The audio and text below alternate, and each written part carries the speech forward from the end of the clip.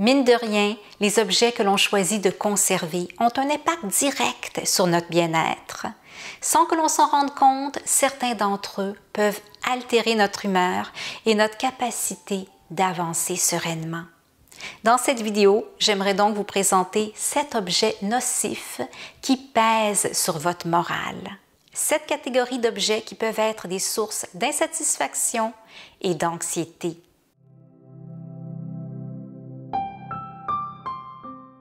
Bonjour, j'espère que vous allez bien. Si c'est votre première visite, enchantée, je suis Nathalie et je partage chaque semaine des conseils et inspirations pour alléger sa vie sous toutes ses formes. Abonnez-vous pour qu'on puisse cheminer ensemble. En numéro 1, les objets associés à un mauvais souvenir. Que ce soit un cadeau qu'on a reçu d'une personne avec qui on est maintenant en conflit, ou des vêtements qu'on portait quand on exerçait un emploi qu'on détestait, les objets qui rappellent des moments difficiles sont chargés d'émotions négatives. Les conserver nous ancre dans le passé et nous empêchent d'avancer. Ils occupent de la place dans notre espace et notre esprit et gardent en vie des souvenirs douloureux. On les conserve par habitude ou culpabilité. Ils sont là depuis longtemps et comme ils font partie du décor, on ne se rend pas toujours compte de l'effet qu'ils ont sur notre morale. On peut aussi être attaché à eux malgré tout et avoir du mal à s'en séparer.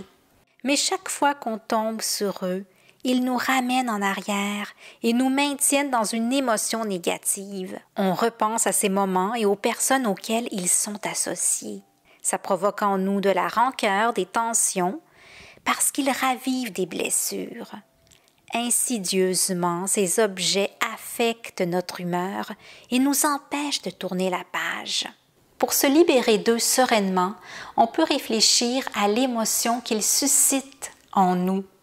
On se demande s'ils apportent de la valeur ajoutée à notre vie, s'ils nous rendent heureux. Si la réponse est non, il faut songer à s'en séparer. Si possible à les donner à quelqu'un qui n'aura pas ces mauvais souvenirs qui leur sont associés.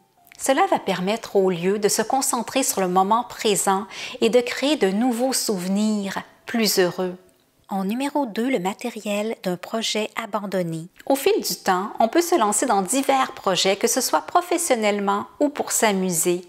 On achète alors du matériel spécifique comme de l'équipement ou des fournitures. Mais le temps passe et on décide de mettre de côté ce projet pour X raisons. Soit qu'il n'aboutit pas, soit qu'il ne nous intéresse plus. Pendant ce temps, tous les objets qu'on s'est procurés restent là, inutilisés, comme un rappel permanent de ce qui n'a pas marché. Ça peut être une guitare qu'on s'était achetée parce qu'on voulait apprendre à en jouer, du matériel de bricolage pour un projet créatif, un équipement technologique qui nous aurait été utile ou un guide qu'on n'a jamais lu. Peu importe le type de matériel concerné, on le conserve dans l'espoir d'un jour peut-être relancer ce projet parce qu'il a coûté cher ou par culpabilité. On ne peut pas s'en défaire et pourtant, il nous ramène tout le temps à ce projet inachevé. Ce matériel occupe de l'espace et pèse inconsciemment sur notre morale. Il provoque du regret, de l'amertume et nous maintient dans le passé, en nous empêchant de nous tourner vers de nouvelles initiatives. Pour éviter qu'il continue de nous alourdir insidieusement, il faut d'abord faire la paix avec ce projet passé. Accepter que c'est correct de tenter de nouvelles choses dans la vie et que ce n'est pas grave si on ne les a pas achevées. Nos envies et nos goûts changent avec le temps et c'est tout à fait normal. On peut croire qu'un projet est une bonne idée puis se rendre compte qu'il ne nous convient pas. Il a pu nous apporter de la joie pendant un temps, mais si ce n'est plus le cas, c'était naturel de l'arrêter. Si le matériel est encore en bon état et qu'on sait pertinemment qu'on ne l'utilisera plus, pourquoi ne pas le donner à une personne qui en fera un meilleur usage? On peut aussi, dans la mesure du possible, le recycler pour une autre utilisation. Dans tous les cas, s'en défaire permet de passer à autre chose, de reconnaître qu'on a investi un effort, mais qu'il est temps d'avancer vers de nouvelles opportunités. En numéro 3, les cadeaux non désirés. Il y a plusieurs circonstances dans la vie où l'on peut recevoir des présents. Au-delà des fêtes et anniversaires, certains commerces en donnent parfois, notamment sous la forme d'échantillons. Au travail ou lors d'événements, des cadeaux, promotionnels ou non, sont aussi souvent offerts. Ce sont des objets pour lesquels on n'a rien déboursé puisqu'on les a reçus gratuitement. Ils peuvent aussi avoir une grande valeur. Un être cher peut nous les avoir donnés avec une bonne intention. Mais ces cadeaux non désirés ne correspondent pas toujours à nos goûts, nos besoins ou notre mode de vie et peuvent rapidement devenir un fardeau. On a de la difficulté à se défaire de ce présent parce qu'on ne veut pas faire de la peine à la personne qui nous l'a offert. On le garde par culpabilité parce qu'on aurait l'impression de ne pas être reconnaissant sinon. On croit aussi qu'il pourrait être utile un jour. Bref, même si on ne l'aime pas, on se sent en quelque sorte obligé de le conserver. Le problème, c'est que ces cadeaux non désirés pèsent sur notre morale parce qu'on ne les a pas choisis délibérément et qu'on les garde par obligation. Ils s'accumulent dans nos placards déjà bien remplis et créent une charge mentale. Pour s'en libérer, c'est bon de se rappeler que le cadeau est un geste, mais non une obligation. La personne qui nous l'a offert a voulu nous faire plaisir et non nous encombrer. Nous avons pleinement le droit de choisir quels objets font partie de notre espace de vie. Et comme malheureusement ce cadeau ne nous convient pas, il vaut mieux l'offrir à notre tour à une personne qui l'appréciera vraiment. En numéro 4, les objets cassés. Parce qu'on s'est dit qu'on va les réparer un jour, on les conserve, mais les objets cassés représentent un gros poids mental. Ce chandail qu'on veut recoudre, cet appareil qui ne fonctionne plus, cette table de chevet abîmée occupent de l'espace.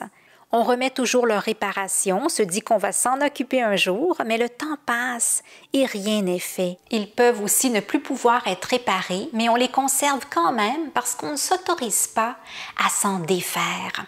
Mais chaque fois que l'on croise cet objet cassé, inévitablement, il nous rappelle qu'on ne s'en est pas encore occupé. On procrastine et on se retrouve encombré par toutes ces choses inutilisables que l'on a accumulées. Pour éviter cet encombrement visuel et mental, il faut passer à l'action. On arrête de faire traîner et on se fixe un délai raisonnable pour réparer l'objet en question en le confiant aux besoins à un spécialiste. S'il ne peut pas être réparé par soi-même ou une autre personne, ou si le jeu n'en vaut pas la chandelle, on le recycle ou on le donne à une personne qui pourra lui insuffler une seconde vie. Ça nous permettra d'enfin nous libérer de ce fardeau mental. En numéro 5, les papiers et documents dispersés. Toutes sortes de paperasses peuvent s'accumuler chez soi. De simples factures de l'épicerie, mais aussi des documents administratifs plus importants s'entassent dans notre espace presque au quotidien. Ils sont même parfois éparpillés entre la salle à manger, le bureau ou son sac à main. On a peur d'en avoir besoin un jour, donc on les conserve. Et c'est vrai que certains d'entre eux doivent l'être, au moins pour une certaine limite de temps. Plusieurs documents sont maintenant disponibles en ligne, mais il en reste beaucoup sous forme papier. Si on est dans un cheminement minimaliste, on veut bien sûr en conserver le moins possible. Mais même en se limitant aux essentiels, il faut bien les trier. Si on empile ces papiers sans faire un tri régulier, ils vont contribuer à créer une impression de chaos dans son espace. Il va toujours en avoir un qui traîne quelque part et ça sera très difficile de trouver ceux qui sont importants quand on aura besoin d'eux. Le mieux, bien sûr, c'est de pouvoir en garder un minimum et d'établir un système de rangement. On peut faire 3 piles. Une pour les papiers importants comme les contrats ou les assurances, une deuxième pour les documents à traiter comme les formulaires à remplir ou les factures à payer, puis une troisième de tout ce qui est non nécessaire à conserver, donc à jeter. Dès qu'on ramène un nouveau papier chez soi, on le place dans l'une de ces 3 piles, dont la première et certains documents de la seconde finiront par aller dans une boîte ou un classeur. Si c'est possible et que le document original ne risque pas d'être exigé, on peut aussi scanner ou prendre en photo les documents importants pour les stocker dans un dossier sécurisé et ainsi alléger encore plus notre espace. L'important est de faire régulièrement ce tri pour éviter que notre bureau et les autres surfaces chez soi soient encombrés et créer cette impression désagréable de désordre constant. En numéro 6, les bibelots poussiéreux. C'est bien connu, les petits objets déco prennent de la poussière et ce n'est pas pour rien qu'on les surnomme les ramasse-poussières. Bien sûr, si on les aime, qu'ils apportent une valeur ajoutée à notre vie, qu'on les trouve beaux, ce n'est pas très dérangeant de les entretenir. On prend même plaisir à le faire.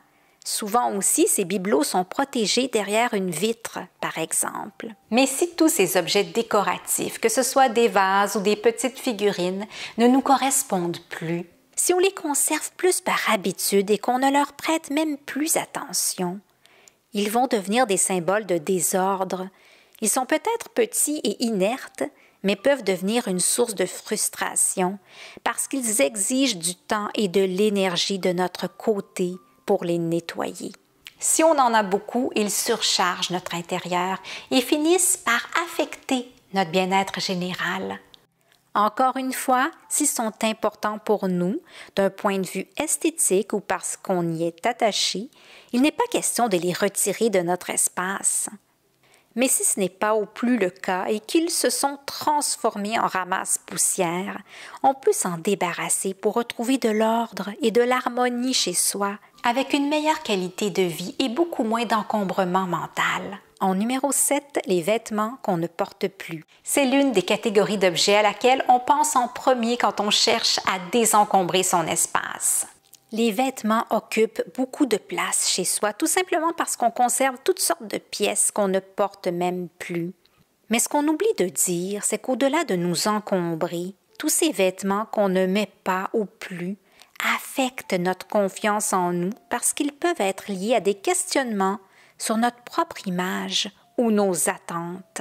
On conserve un vêtement dans l'espoir de pouvoir le remettre un jour quand il nous ira à nouveau, mais on n'a plus la taille de nos 20 ans. On attend qu'un style revienne à la mode avant de ressortir une pièce, mais ce moment n'arrive pas et n'arrivera peut-être jamais.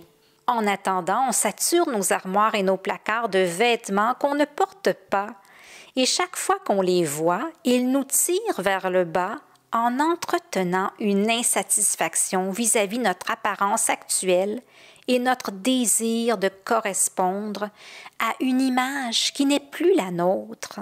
C'est un poids moral qui nous empêche d'avancer et de faire le vide pour accueillir une version plus apaisée de nous-mêmes. En s'accrochant à des vêtements qui ne nous mettent pas au plus en valeur, on résiste au changement et à l'acceptation de notre évolution. En s'en libérant, on peut au lieu repartir sur de nouvelles bases et permettre à notre garde-robe de refléter notre réalité actuelle plutôt que de continuer à entretenir une version figée de ce que nous étions ou pensions être. On garde au lieu seulement ceux qui nous font nous sentir bien, en accord avec notre corps et notre style actuel. Ces 7 catégories d'objets sont comme des poids invisibles qui nous freinent au quotidien. En se débarrassant d'eux, on crée un environnement plus harmonieux et aligné avec ses véritables besoins. On s'allège l'esprit et on peut retrouver un sentiment de sérénité. Dites-moi en commentaire ce que vous pensez de ces objets. Merci d'avoir regardé cette vidéo et pour votre soutien. Si ce n'est pas déjà fait, songez à vous abonner. Prenez bien soin de vous et à bientôt!